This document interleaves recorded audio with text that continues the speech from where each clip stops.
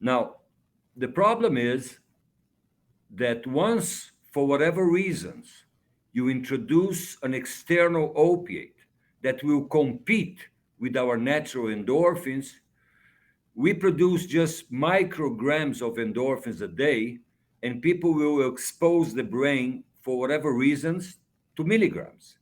So it's a process that, first of all, the euphoria, the feeling is fantastic because it's the same feeling you have when you discharge endorphins in a good amount. Like immediately, when people are making love at the end, there's a huge discharge of endorphins that give that feeling of high, of of of joy, of being relaxed. Even people is natural to fall asleep because you receive like an injection of endorphins. Oh, So absolutely. imagine that feeling 100 times stronger. So when people try for the first time, for whatever reasons, as I said, they didn't try usually because they have an addictive personality. No, because somebody offered to them, and even is worse than that because people who are dependent on opiates, they are perceived as addicts. So if somebody is not perceived as an addict, they are not afraid of trying because they think this will not happen to me. I don't fit the profile of an addict. I never had a problem with addiction. So they dare to expose the brain to that and they feel great. They're not dependent yet, but when they use, the body don't feel the need to produce the same amount of endorphin, so the endorphin levels will go down. But the person is still enjoying the effects of what he used from outside. Now, when you do it again and again and again, eventually you're gonna create a biological event that by using more and more and more, the biological event will turn into a medical illness, which is when you compromise your endorphin system. So your body no longer can provide you with the endorphins that you need. So once you don't produce endorphins, all the systems that endorphins play their role will go out of track, which is the withdrawal syndrome. So when Okay. talking about fluid regulation, the patient will have lacrimation, the nose will start running, sweating, thermoregulation, he'll feel chills, cold and hot, pain regulation, they're going to feel pain in all the body, they can't sleep. I mean, all the functions of endorphins will be totally out of track, which is the withdrawal syndrome, as I said. Now, Now, this, sorry, so I just wanted to stop you there for a second because you're saying this can just happen to anybody. You don't of have to course, be, of course, and we're naturally making these things, and activities like sex or anything that really turns you on is gonna just give you endorphins naturally. And even running. And someone comes across this product, they try it, and it gives them this unbelievably good feeling, and they never were right, an addict or had an addictive personality prior to that. I just wanted to kind of right. brief that. So yeah, so continue. So now, what next? What happens next? No, suddenly this person is caught in a situation that they have to learn to become somebody else. I mean, they have to hunt for self-healing because if they don't bring the stuff to use, the body will punish them Oh, with a and terrible withdrawal. with So they have terrible. no choice. Now, then comes the second stage because we produce endorphins and our endorphins bind to our opioid receptors. So we have specific receptors in the brain to collect endorphins. Now, how many receptors I have? I don't know, but I just have what I need. So what happens is that I need an amount of receptors according to the amount of endorphins I produce.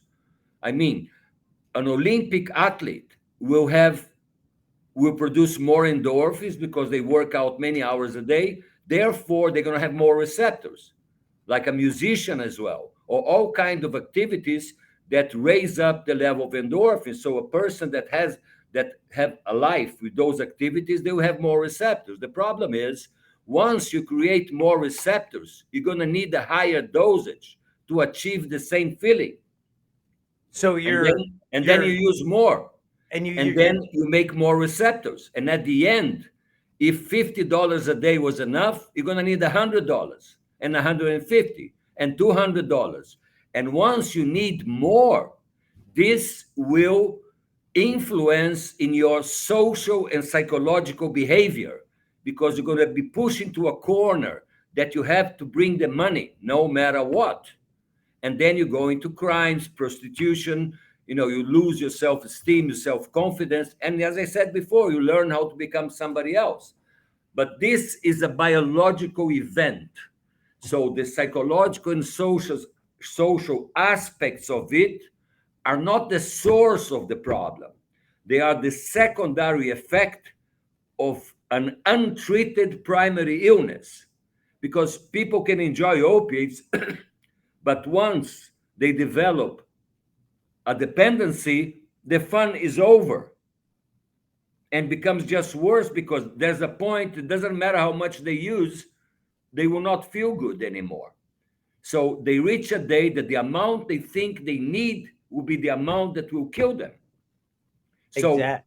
if society would offer them an effective, safe, and humane treatment that will take away the withdrawals and will take away the cravings as well, because craving is a psychological manifestation of a biological problem. They have too many receptors. Now imagine that you have 12 stomachs and people tell you, don't eat too much, hold yourself, be strong, be motivated. Of course, at the end, you're going to eat. So that's the problem. So opiate dependency, there's two legs. One, the body does not produce endorphins anymore. The system is compromised. But if you go to any kind of detox, what will happen? You're going to go through the withdrawals. Let's say that you succeed. And then you're going to produce a normal amount of endorphins again.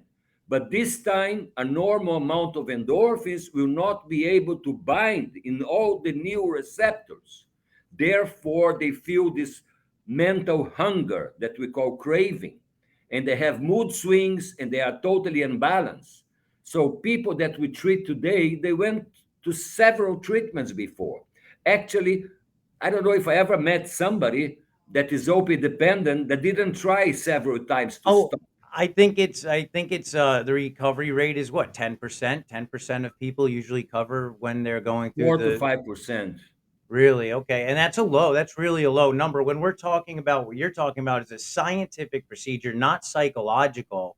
And you're But saying, by the way, psychology is not something floating in the air. Is chemistry as well.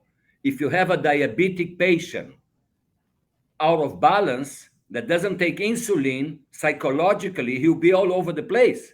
hmm So our chemistry influences in our psychology, in our behavior, in many other things. So what I'm trying to tell you is that modern medicine allows us to reverse opioid dependency in any patient on its so physical and psychological aspects.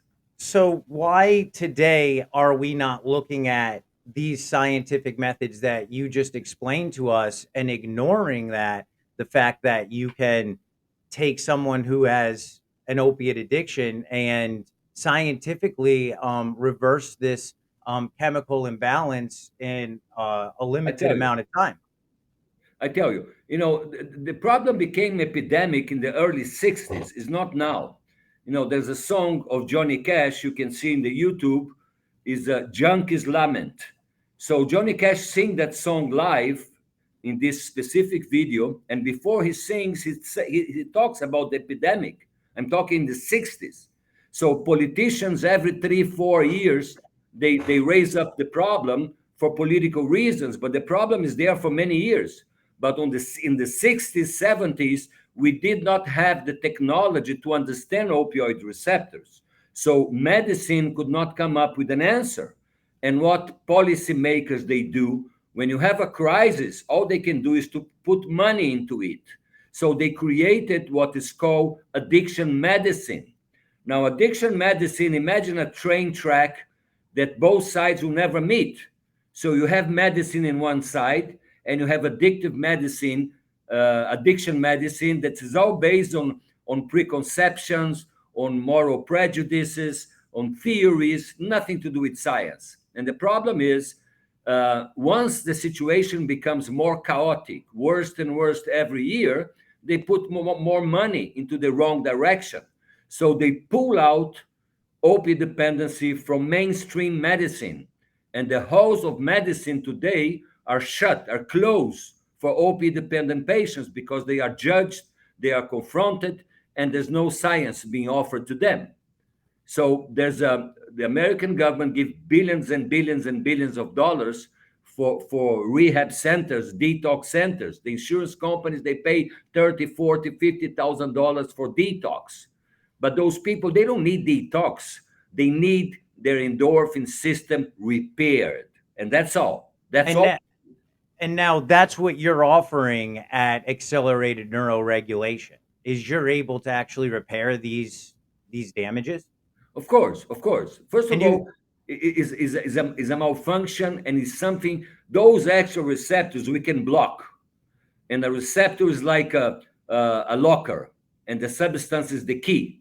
So if you block the locker, in time, the locker will go through a process of dystrophia, atrophia, that it will change morphologically. So the substance cannot bind anymore, and the receptors become unfunctionable. So the goal of our treatment is to reestablish a normal balance between endorphins and receptors.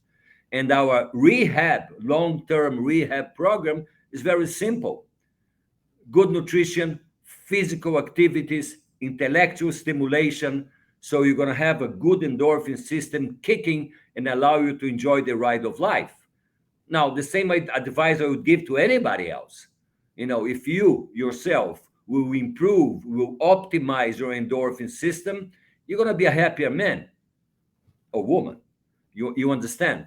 So those people, they're not different than us. So once you correct the chemical imbalance and you re-regulate, you modulate back the system, all you have to tell them, now go and take good care of your vessel. Because some people talk about psychology is like the brain is floating in the air. No, the brain is part of our body, at least where I come from.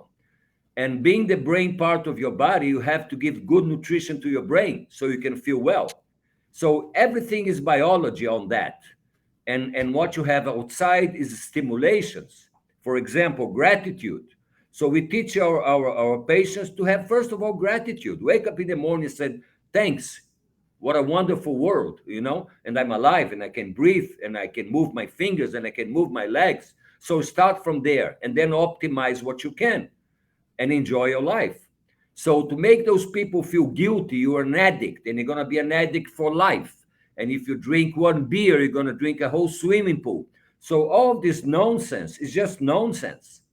So if my patient asks me, if am I allowed to drink, I tell them as much as I am. I mean, if I have a beer, 2 beers with a friend, 3 beers, I'm fine. But if you're going to drink a whole bottle of vodka, I'm going to hurt my liver. I'm going to be out of my mind, and I'm going to be doing damage to myself. So they're not different than us. Doctor, I'm just trying to adjust this microphone here. And I'm I can talk listening to what you're saying. more. You don't need to ask questions. No, let me tell you something else. Do you know that in America, every 15 minutes, you have a newborn with opiate dependency? Do you know that? I do not know that. So And so every 15 minutes in the whole country, there's a newborn with a withdrawal syndrome. Now, what do they do to those babies? They give them methadone or morphine, and then they try to wean off 30 days, 45 days. Do you know how long it will take me to reverse that in a newborn? I tell you, 45 minutes. so in 45 minutes, doctor, you're No, going to be 45 able to minutes take for 45 minutes for a newborn, for a newborn. not for Yes, somebody for a new. that is dependent for Not 10 yeah, years. exactly. Yeah, because if you walk into the woods for 10 miles, I mean, it's like a 10-mile walk back. But for a newborn baby, Yeah. instead of giving it morphine and and feeding it drugs, you're actually going to, in 45 minutes, make this baby like a new cell phone. Like it has no problems, no viruses, there's nothing on it. It's not inheriting the disease from the mother, which is, well, not the disease, excuse me, but inheriting the addiction or the dependency from the mother. Dependency. Now you have children. You know that today around 65% of cancers in children are curable. The problem is a lot of those children, 8, 9, 10, 11 years old, due to pain management, they receive opiates. And when they develop a dependency, they can be cured from the cancer, but they will remain dependent. So you have thousands and thousands of children that they go to school under the effects of methadone. They cannot feel love. They cannot feel excited. They are numb. They are like zombies. To reverse that on a child will take, I don't know, an hour and a half. Well, So this is that's crazy. it is crazy. It's crazy to me, when you're talking about, you have an actual proven scientific method. That was going to lead into my next question: is why aren't there universities out there that are now training doctors, and schools that are training professionals to actually do what you're doing right now, so that we can almost multiply them? You see, I'm a teacher, and that's what I do. 24 students, 5 times a day, almost 100 different lives I touch, and then they're going to go out there in the world and they're going to use their training from me, and it's just going to continue to multiply like a cell multiplies when a baby's born. So why aren't we How old are training? you? How i'm old are you? I'm 36 years old, doctor. Okay, so you're another generation. You never heard about a band that is called Supertramp? You ever heard about that? The super tramp. Yeah. So um anyway, they have a no. song and they have an album. The name is Crime of the Century. So this is the crime of the century. And the crime of the century are not the pharmaceutical industry, are the universities, Harvard, Yale, Stanford. They lead the scientific world in medicine. Now they receive millions every year to research addiction because it's a very sexy and fancy issue. What they do with that money? How come university 60 years, the millions they use to make a lot of new professors because they write a lot of scientific papers with zero benefit for the patients? The treatments they are doing today are the same treatments they did 60 years ago. So if you want to put somebody against the wall and shoot them, is the academics. And I tell you more Well, than that. There's a hey doctor, tragedy. and hey There's a doctor, I tragedy. There's a tragedy that's happening in every hospital in this country and in the world. You know what's the tragedy? Doctors are not using enough opiates because they are afraid. They don't know what to do with that. So imagine that what I do will be widely available in every hospital. So when you are hospitalized with pain, they will give you opiates for free, as much as you need. Just smile the whole day. And the day before discharge home, they do a test. If you have a dependency, it will take an hour to reverse it because you just dependent for a month, not 20 years. So if at the hospitals they would know what I know, which is very basic medicine, patients will be treated totally different. So all the suits you see against the pharmaceutical industry just shows how crazy the world is. Because if I will be the pharmaceutical industry, I will sue the universities because of their ignorance.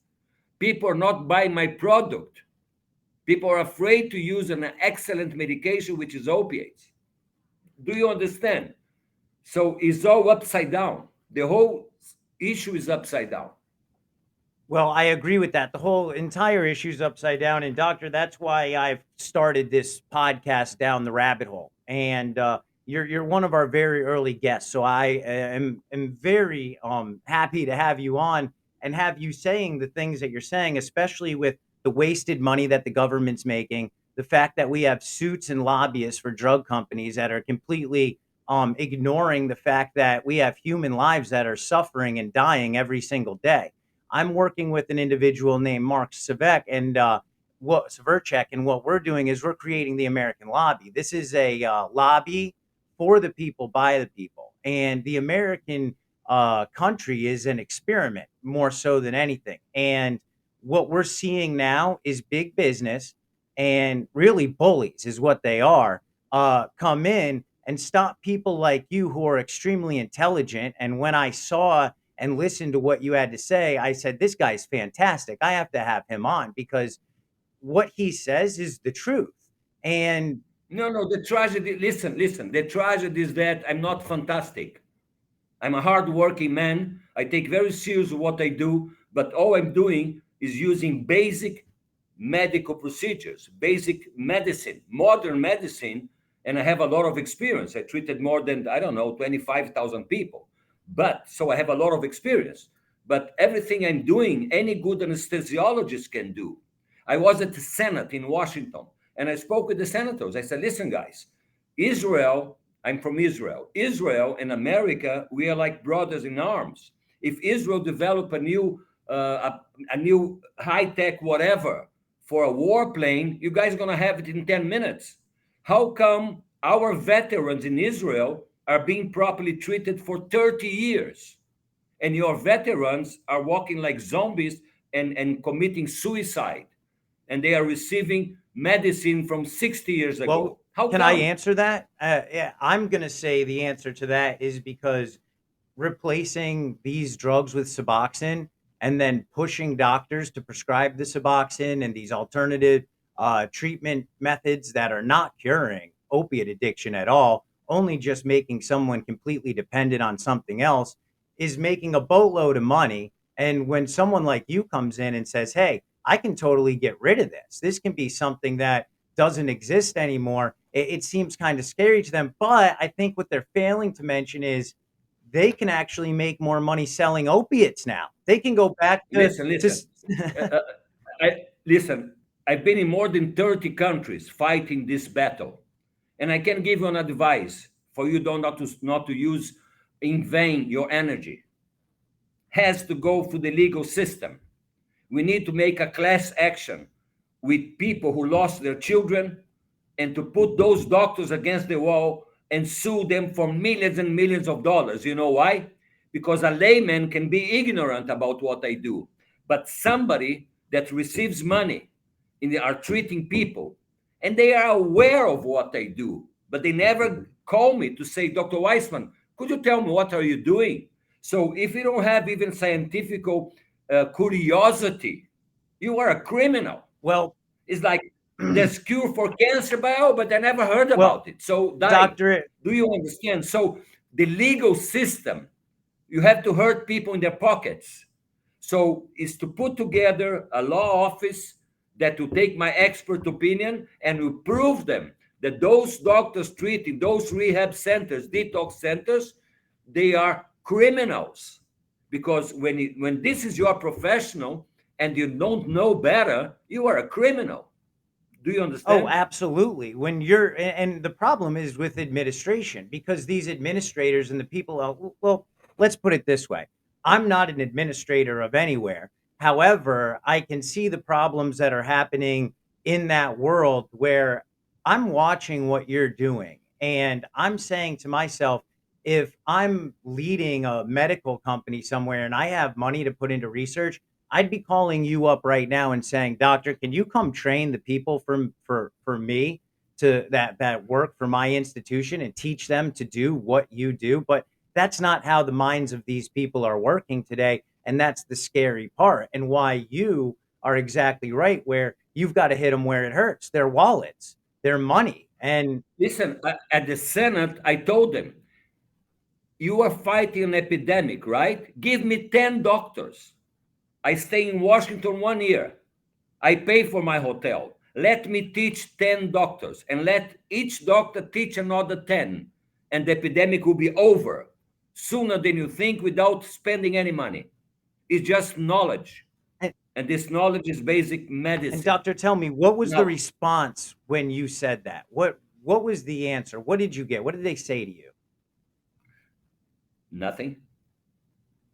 I when the meeting was like 35 or 40 senators in that room, and when we finished, nobody approached me, and then I left, and then one senator, a short guy, I don't remember his name, he ran fast. She came, Dr. Weissman, you know, don't expect anybody to contact you because it's too much money. We as politicians, we need to give a reason so we can control a lot of money. What you tell me is that 1 day of hospitalization instead of 1 year of rehab. So you're going opposite to the system. So nobody will listen to what you have to say. It's too much money invested. Therefore, those people are committed. When you have money invested, the people are committed. So what I'm doing in America, I'm trying to train as many anesthesiologists as I can. Right now, people don't know better. So I have to create a demand. Meanwhile, people have to pay privately, and anesthesia costs a lot of money, and the insurance companies are not paying. So my task is to spread the word and teach more anesthesiologists. Eventually, when people will be educated, they will demand better treatments, and then the insurance companies will have no choice but to pay for it. So my goal in my life at this stage is to become not relevant. As long as I am relevant, I'm losing my battle. People like to be relevant, people like to be famous. I'm in the other direction. I cannot die being relevant, because if I die being relevant, means that I fail in my life, in my purpose. Well, I agree with you there, doctor. And I don't want to take any credit for anything I do in my life anymore. All I want to do is make the world a better place than it was for my child, when I leave it. And I certainly see that that's something that you are trying to do. And I love how humble you are and how honest you are, because I think that's something that we don't get from doctors today in this country is honesty. And I think money has a lot to do with that.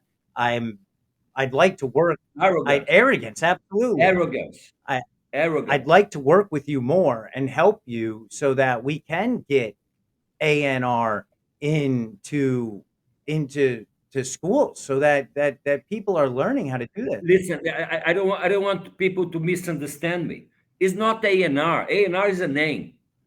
And a name defines something. So when I don't call detox and I call regulation, somebody else can call modulation. Doesn't matter. All I say is that open the halls of medicine to those people. Don't discriminate them. Don't be ignorant, because we are hurting them unnecessarily, and they are hurting society back. Hepatitis, AIDS, prostitution, crimes, you know, because they have no choice. We betray them. We don't treat not treating them like human beings. Dogs, they have better care. Well, doctor, you're Hello. you're you're absolutely Okay. right. And what I think that is, my producer actually has a question for you, Dr. Yes, Weissman. please. So we'll bring producer Johnny on. Johnny, go ahead.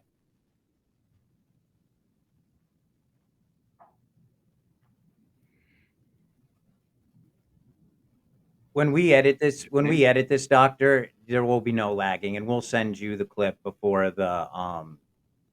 we put anything out so you can see it. But John, No, no. Listen, you can edit. You can do whatever well, you we want. have to edit it so that people watch because no one wants to Of watch. course, I Yeah, understand. I Johnny's understand that. No, I microphone not say what I working right now. say. This is Okay, mine. well, What you do with it is this yours. well, this is the question Johnny had. He said, "Are you worried that if it?" I'm sorry. I had the camera turned off. I got it. Sorry. All right, so I have my So producer Johnny. I have my producer Johnny here is going to ask a question to Dr. Weissman.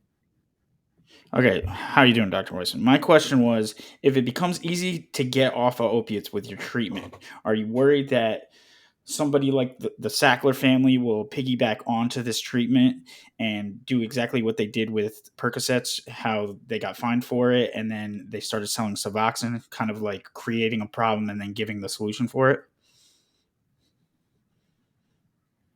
Listen,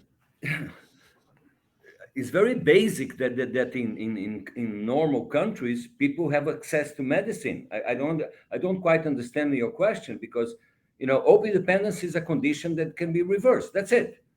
If people will get other people addicted in other stuff, of course, society became something very ugly. If you see the classification of what is a human being, now you put the politicians and see what's the connection, you Well, know? that's what I was going to Because say next, doctor, is that you have actually in some of the video that I watched, you talk that you've actually treated people who are politicians and people who are of social stature. And I guess it's almost like a hypocritical thing where somebody who is pushing for laws like this is like loving your treatment, but at the same time, we're having trouble. listen. I can tell you that I treat people from Hollywood, rock and roll stars, and a Nobel Prize winner. I treated the king, the vice president of a country. I treated many people like that. But I would choose to tell you that I treated several doctors that work in the field of addiction. That when they have a problem, they flew to Israel, and when they have a son or a daughter or an important person, they knew how to find me.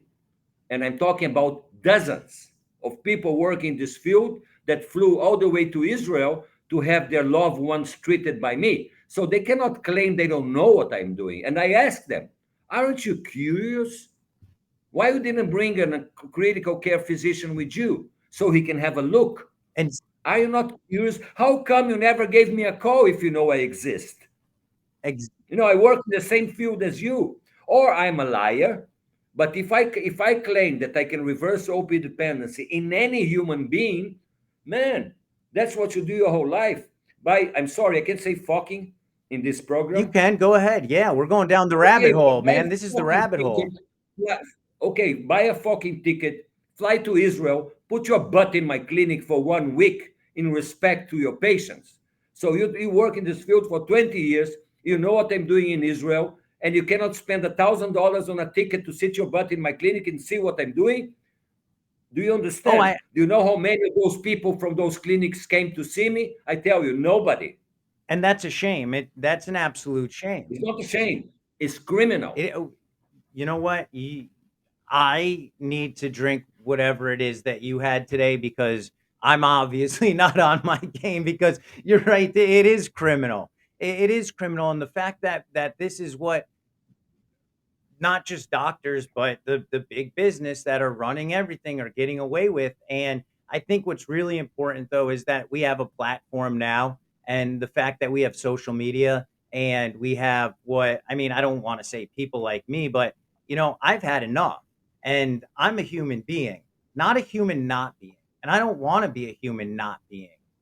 I want to.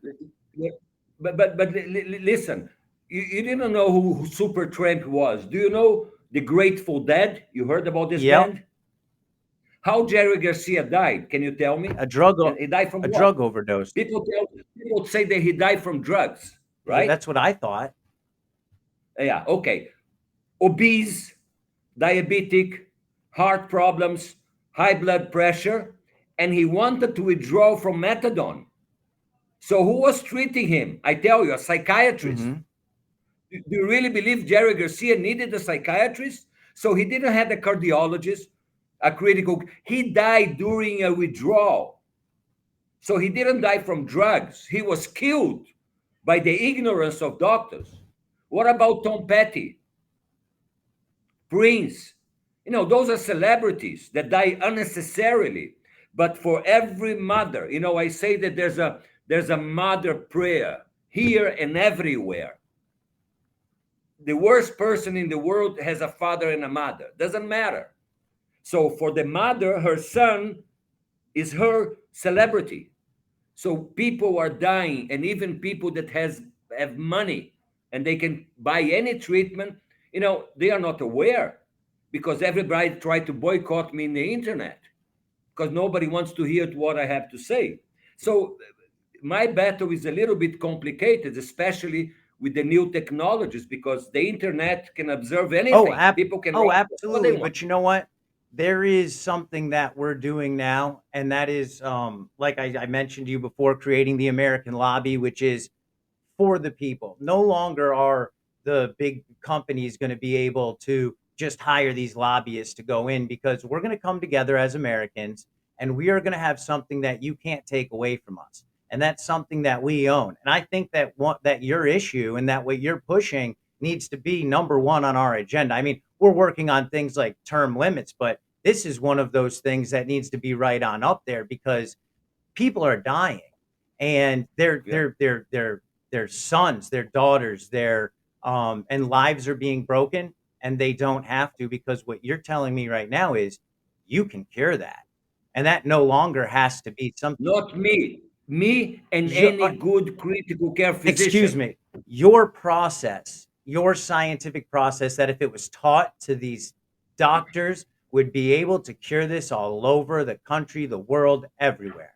Yes, yes, yes, Well, yes. I think what you're doing is fantastic, and I don't think anyone's going to stop you. I think you're just going to keep getting hotter from here, doctor. I really do, because you've got me, and I'm behind you 100%. Because I would love to be able um, to have what you're offering other people, and that is something that is freedom. And you really are need to be training people. There needs to be people out there that know how to do this, so that you can walk into a hospital, not walk in if you get in a car accident, but get stretchered into a hospital, let the doctor pound you with opiates, so that when you get done, a very simple test, and then you're withdrawn and you're back enjoying your life again. You're not going home with a bottle of pills and an Right. entire life of the insurance company making money off of you, and big business making money off of you. And I mean, this is just a microcosm of what's happening in our country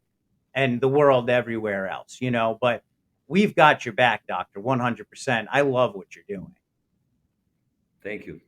Thank you so Yeah, much. no, I really do. I think this was a great interview. I really do. Uh, I think you've answered a lot of my questions. One question I did have is, you went and you talked. Now, they have the CARA Act. Why can't money from the CARA Act or any of these other acts that are spending billions of dollars? Why have you applied for funding? Have you applied for anything like that? The day I apply for funding, people start pulling my strings, and nobody pulls my strings. So I know, in life is not the money, is where is from who you want to receive the money. Yeah. I don't dance with No, Satan. I'm I sorry. I love that answer. I really do, and that's why we've actually what we're doing right now, and I'm working with this gentleman who actually founded the American Lobby. Is That's what we don't want. We don't want big donations. We want an American to donate $5, $10. That's it, Yes, yes. and No, you can have donation from the from the people. people. From the Yes, people that will support your important work, of exactly, and then we course. will go. Listen, what you're doing is so important. I did my part, but without guys like you, nobody will know, because in the internet they're gonna block me and block me and block me. So what you're doing, you are fighting my battle. Your job, what you're doing is very, very, very important. You are saving lives. If one person listen to this conversation and will be treated, you save their lives, not me. I'm just a technician. But by putting this out there, that's your Well, part. hey, I feel the same way as you. I'm just a guy behind a microphone. I No, no, it's much more than that. Well, it's a work that is for the people, and that's what we are. Is we are a community of people that are living here on this island of western part of the world, and we have problems, and we need to address them. And the only way they're going to get addressed is if we speak the truth, and if we talk about these things. And people with money in their pockets and want to keep putting money in their pockets, hear something like this, they get scared.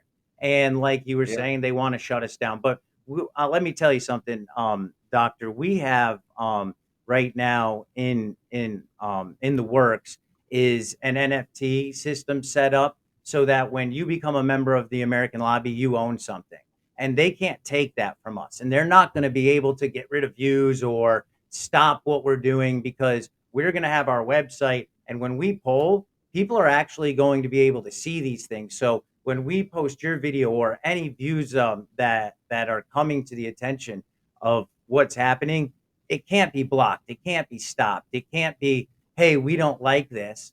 Hey, that's tough shit. This is America. We live in it, and this is what we want. If you know what, people just don't know, doctor, what you do.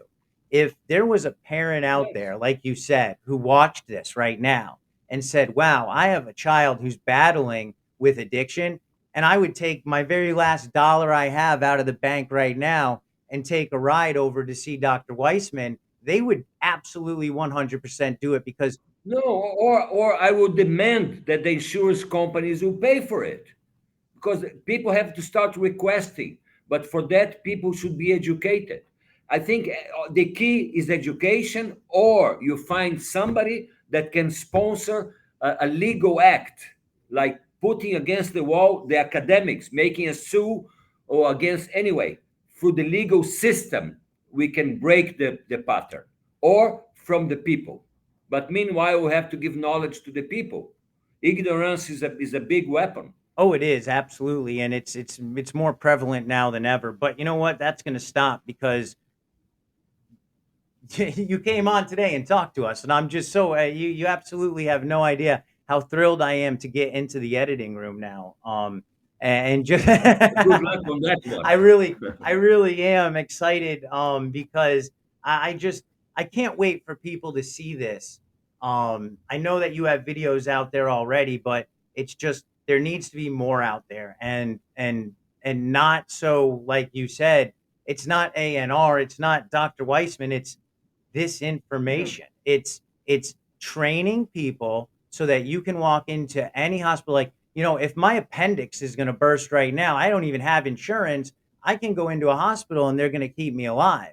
But if I'm withdrawing and I go into the hospital, what are they going to do? You know, They're gonna kick you out. Mm, they're going to kick me out. They're gonna give you something and kick And you you out. know what's really interesting is a lot of people that I know who are have had dependency are some of the best people I know. They're some of the most brilliant people I know.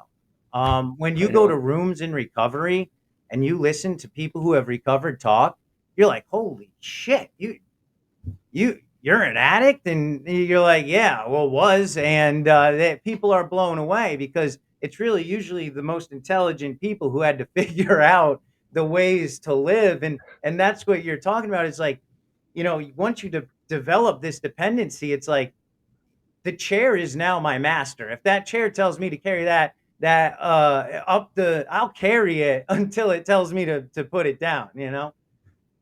Yeah, So, hey, thank you very much for coming out. Johnny has one more question. Can you answer Johnny's one last question, doctor? of course. I'll try. Johnny, your microphone again. All right, sorry about that. Dr. Weissman, what you do I think is amazing. You're saving people's lives and stuff, and I'm just being devil's advocate here, and I just want to know your thoughts.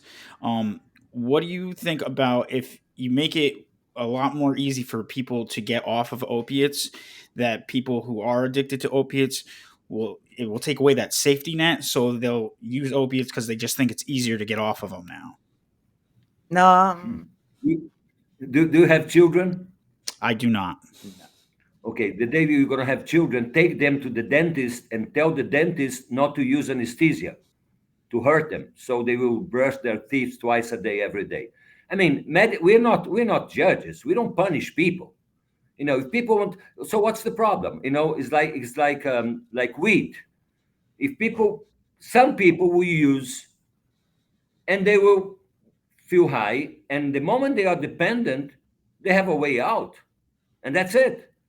I'm not God, and I don't judge people, and people can decide to do whatever they want. Some people nowadays do all kind of funny things, with their bodies. I see some women that, God, I don't know, everything is artificial, and it's terrible. But in my opinion, there's nothing natural anymore. So I will not educate people and tell them what to do with their lives, but I am a physician. If somebody drives drunk and he comes to the hospital with a spleen bleeding, I will not let him die because he's driving drunk. When a politician that is fat, smokes, drinks, lives with a high tension because of his greed and proud, when he has a heart attack, I don't tell you, why do you live like that? It's your fault. Go and eat shit. I will not treat you. You know, do we treat smokers? Well, Of course we do. we do. So what I try to tell you, why when you're talking about addiction or dependency, suddenly doctors are judges. We moral confront people.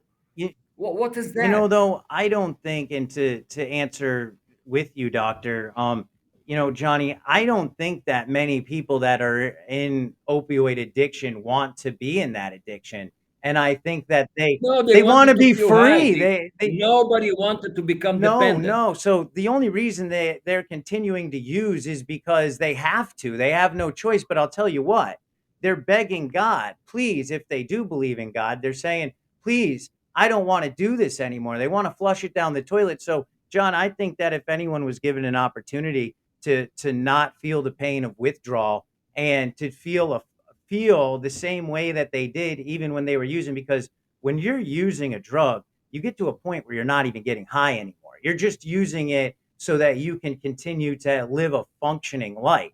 And nobody wants to do. I don't know anybody who wants. I don't know any drug user who wants to. No, but again, if there's a very small minority of people, A very small. you have That's people small. Yeah. not related to drugs that they are in jail because they see a beautiful woman and they have to grab them. They see a nice watch in somebody, they need to steal. I mean, there's all kind of bad people out there, and they too have mothers and fathers. So we are not here to make brain transplant or to turn bad human beings, because there's some bad guys out there. But we give an opportunity for somebody who had an accident to be healed, because that's what I study medicine for, not to confront anybody, not to judge anybody. I'm from Israel. I fought wars, and when the enemy was not killed but was wounded, I treated them immediately. And that's what we learn how to do. I see somebody bleeding, I have to stop that bleeding, and doesn't matter who is that And person. that's how it should be. I know construction workers who have used opiates from other construction workers, but never done anything like that before in their life. And all of a sudden, their ability to work is increased. They're Of doing course, they're of course. doing things with their family extracurricular instead of recovering from a week of work. Yeah, And they don't need to sleep much. yeah, They have a lot of energy. exactly. Yeah. And they never meant to do that. It was just there that one day, and this guy said, "Hey, take this, and you won't feel your pain anymore, dude. And you can go And for if you hours." listen, imagine the police force, which kind of pressure those policemen they live, which kind of injuries they have. Now, think about that. Do you know how many policemen in this country are opiate dependent? Do you have any idea? I Okay, nobody has No any one does because idea. they never tell you. But they cannot be They different can't. than the general population. The opposite. They have much more triggers than other people to start using opiates to relieve their psychological pressure and even physical pain. Now, let me ask you a question. What would happen if, when somebody is shot by the police or somebody is hurt by the police, if the families will start asking for urine screen, and they start discovering that many policemen are carrying guns and making decisions under the influence of opiates, which disattach you a little bit from what it's supposed to be Is emotionally. this actually So happening? Or listen, I can talk about so many issues or so many important decisions. Do you know how many truck drivers are addicted and dependent? Do you know how dangerous it is that they can nod with a huge truck in the middle of a road? And this happens. Now, people don't talk about those things because others will be afraid. But I can talk for hours, and people have no idea of the consequences of this epidemic. It's everywhere, by the way. that's the sad thing about it, doctor, is like you said, is that people are clueless and are probably talking and interacting with people each and every day that are under the influence and really have no idea because they're just on a functioning level. And there's times where you don't take enough or you take too much, and then that's when the accident happens and people die. Yeah. Or people are killed. Mhm. Killed, Accidentally, killed, others will killed, die as killed. well. Yeah, exactly. Not died, killed. I got to start using the right terminology because you're very serious about this, and I am too. But you're hitting the nail right on the head here because these guys are absolute criminals. Yeah. Well, They don't love you very much. what the last thing I gotta say again is just thank you, and I'd love to have you on again to just discuss and talk any ideas or where we're going with the American lobby and how you're feeling about what's going on right now with just the decisions that are being made in this country, and we'll continue to support you. I'm gonna go through and I'm gonna edit this and send you a copy and show you what it looks like. But I mean, what we're trying to do here is just is really fantastic work for people, the American people, and having a voice that isn't ABC, NBC, CBS, the voice that the tell love vision because they just want us to hear what they say. And I'm kind of sick and tired of that. And I've come home from working in a school where I can tell you the things that are happening in public schools are not what people would actually think. But that's only because the public school system was developed so that parents could go to work, and we have a whole problem with that now. And it scared me because when I've been in this field, education, for 7 years, and when I saw what was going on, I couldn't believe it. I said, "This is crazy. It's almost like you in the medical field." And I said, finally, I'm going to buy a microphone and I'm going to buy a camera and I'm going to sit down. I'm going to start talking to people and we're going to find out what's going on here. And that's why I named the show Down the Rabbit Hole, because the only way that we're going to find out the truth is it going down rabbit holes, and people might not like it, but hey, guess what? We're here, and we're here to stay. So thank you, doctor, for giving You're us your welcome. time. You really are just a fascinating guy. Like, you're so humble, but you really are just really fascinating, man. Thank you so much for what you're doing, and I hope we can have you on again. Okay. God bless you. Hey, Thank you God very bless you, much. doctor. Have a good day. You Bye bye. too. Bye bye.